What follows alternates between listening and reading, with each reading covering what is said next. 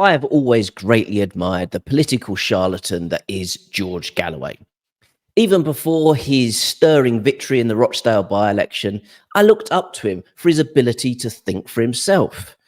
Way back in the 90s, when many people were criticising Saddam Hussein for his chemical weapons attacks on the Kurdish people, George Galloway thought different, praising the dictator for his strength, courage, and indefatigability. And later, when he appeared on Celebrity Big Brother, I, like millions and millions of people, were wowed by his acting performance as a cat that just wants to get stroked.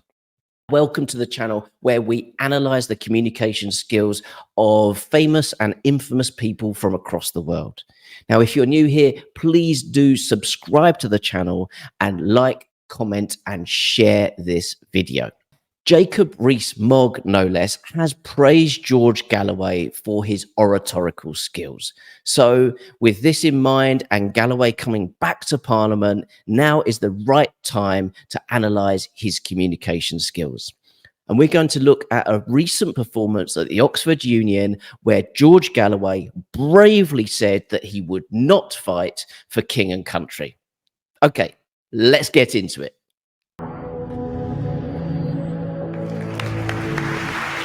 I would have opposed this motion in 1933 for the reasons adumbrated by my colleagues in their opening speeches. Got the word adumbrated as well, so you can feel the greatness just coming out of George Galloway here already. In fact, I would have been the first in the queue at the recruiting office had I been alive to fight fascism. Indeed, I would have been agitating to fight fascism in Spain 3 years before the Second World War. Very, very bravely, Galloway is saying that he would be willing to fight in wars, just ones that happened before he was born. I'm a former cadet in the Royal Marines at Poole in Dorset. I'm not a pacifist. In fact, I'll go 5 rounds with Tobias Ellwood after the debate if he's up for it. Little bit of a joke there, kind of saying he's not a pacifist. In fact, he's willing to fight about whether he is or he isn't. So, not bad.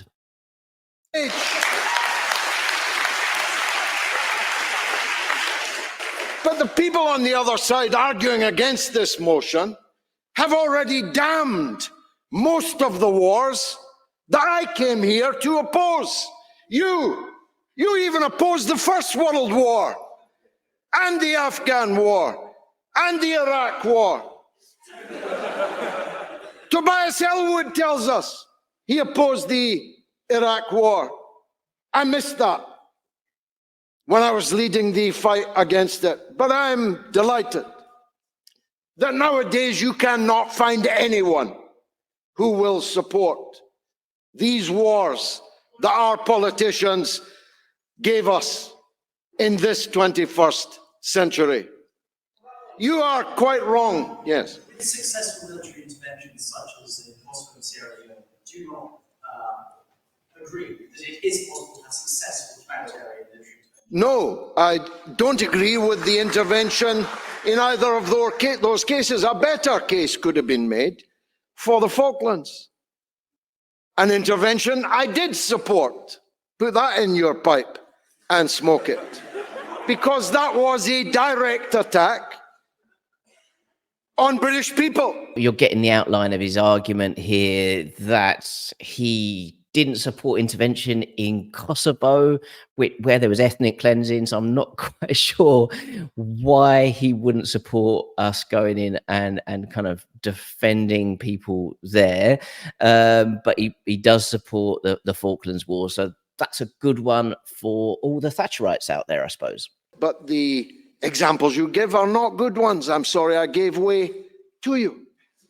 On this day in 1649, on this day, the Rump Parliament, a better parliament than we have today, passed the following motion. The office of a king in this land is unnecessary, burdensome, and dangerous to the life and liberty and public interest of the people. Have you noticed how he's just shouting? It just feels like he has only got one level here, which is just roaring his thoughts out to the audience. I don't know about this, but I would like to have some modulation of tone, please, George Galloway. I'm not going to dwell on the king, for it would be an absurdity, as has been acknowledged here, that because King Charles tells you you've got to go and fight and die in a war, you're going to do it. Utterly absurd. So let's turn to country. Who is the country? What is the country? Who are you going to fight for? Rishi Sunak? You upbraided the lack of height of my colleague. Have you seen Rishi Sunak? And that really is a very strong point, isn't it? Our Prime Minister is below average size, and that is his opening attack line. Very, very strong point, George. If you put Zelensky on Sunak's shoulders, you still wouldn't even get a Napoleon. These are small men. So it's not just Sunak, it's Zelensky he doesn't like. So yeah, he's kind of belittling Zelensky on his height. Of course, Zelensky was a man who stayed in Kyiv when he was offered the chance to leave. But he's having a go at Zelensky, so fair enough. Are you really going to follow? Give them a blank check. Yes, I'll fight for you. Rishi Sunak. You only have to roll the name. Or his predecessor. What was her name? Liz Truss. Are you telling me that if Liz Truss said you had to go to war and die, you'd do it because she was the Prime Minister? Tony Blair. Tony Blair, yes. I knew you were an idiot from the sunglasses that you are wearing.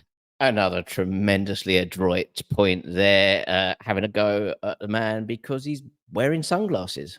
Tony Blair, anyone who caused the death of 1 million people and counting, who cascaded fanatic Islamist extremism around the world, you called them spores, the murder cult of ISIS, Al-Qaeda, the head-chopping throat cutters, the 1 million dead Iraqis, and you want to do it all again by signing a blank check to Tobias Ellwood?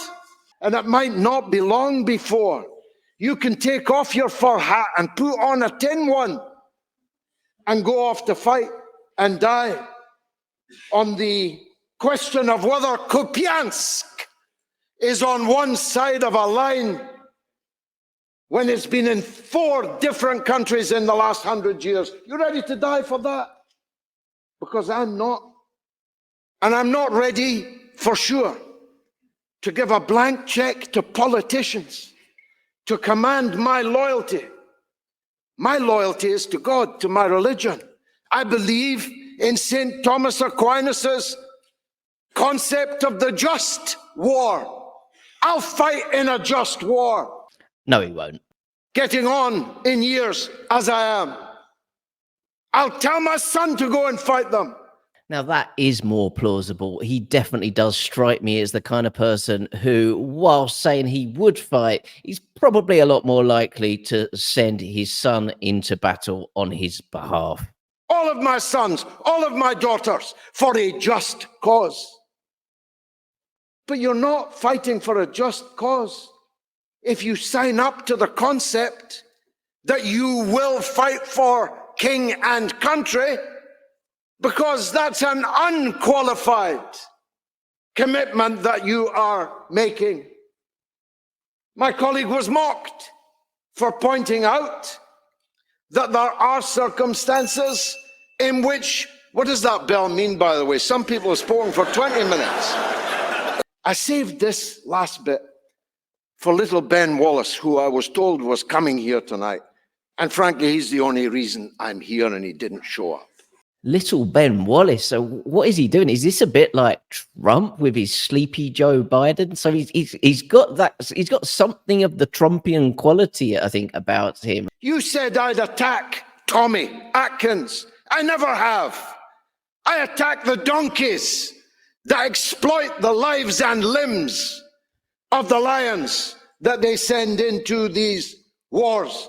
You will never hear me attack an individual British soldier. Far from it. I'm one of the volunteers of Jim Davidson's Care After Combat, looking after people that have been abandoned. He's what? He's doing something with Jim Davidson? What kind of weird hinterland of celebrity are we talking about here? This is just becoming kind of bizarre. Where is Tommy Atkins? He's on the streets with the homeless people. Where is Tommy Atkins? He's in the mental health hospital, damaged and abandoned by those that sent him into war. Where is Tommy Atkins? He's disproportionately in the prison system and not as a warder. Little point here, he's using the repetition of a question to make a pertinent point, and he's asking the same question but with a different answer. It is a good technique. I've picked him up myself, hooked on fentanyl and all these new opioids. That's what Tommy Atkins ends up doing in Tory Britain.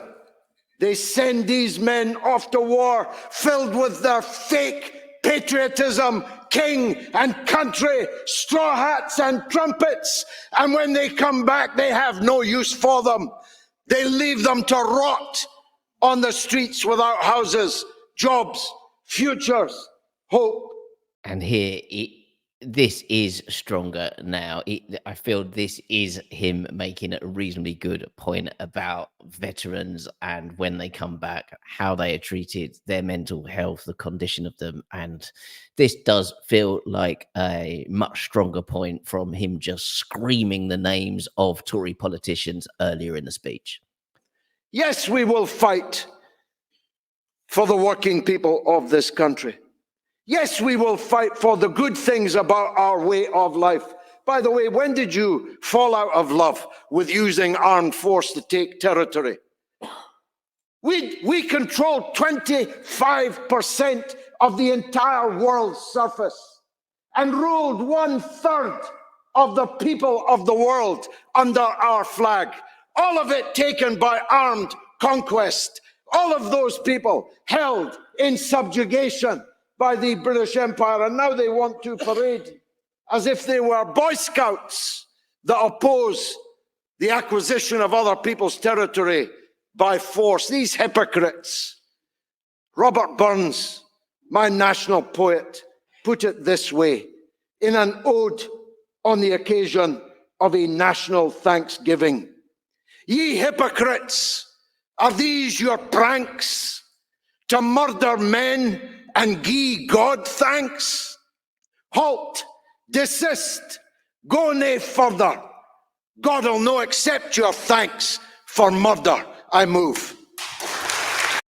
Finishing with Robert Burns there, that is obviously a good thing you can do. I suppose Scottish people do have that in their armoury to pull out some Burns when you're trying to make a stirring point. Now, at this stage of the video, we tend to look at the pluses and minuses of what someone said. Obviously, with Galloway, there are only pluses. So let's go through a few of those.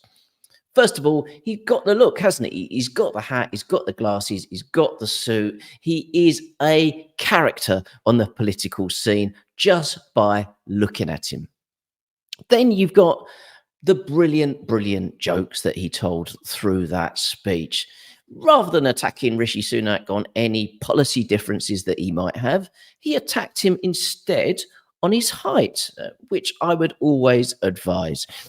And then, of course, he expanded that joke out very brilliantly to Mr. Zelensky, who is a small person and has shown no personal bravery, just loafing around in Kyiv for the last 2 years, doing very little. Then we had the shouting, of course, didn't we?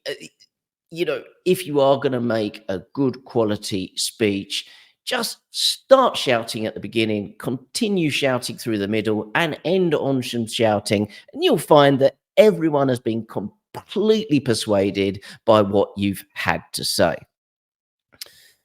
And then we had, of course, that personal bravery. Galloway was prepared to fight in several conflicts, but unfortunately, they just happened to take place before he was born, which is really, really a massive shame for everyone. And what else did we have? We had him calling an audience member a bit of an idiot because he said that the war in Kosovo might have been a positive humanitarian intervention. He didn't explain why he thought the intervention in Kosovo wasn't a good idea. Of course, there was ethnic cleansing going on. So perhaps he's in favor of that. It's not clear. He didn't explain. He just called the audience member an idiot in glasses, which everyone laughed at. And that was pretty brilliant. I thought on the whole, this was easily better than the Gettysburg Address. It was better than anything Obama's ever done in his career. It was a work of absolute stirring genius, and the people of Rochdale and the people of the UK have got so much good stuff in store for them.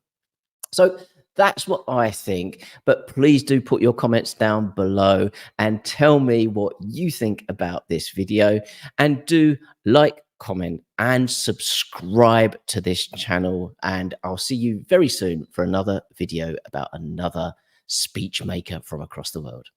Thank you.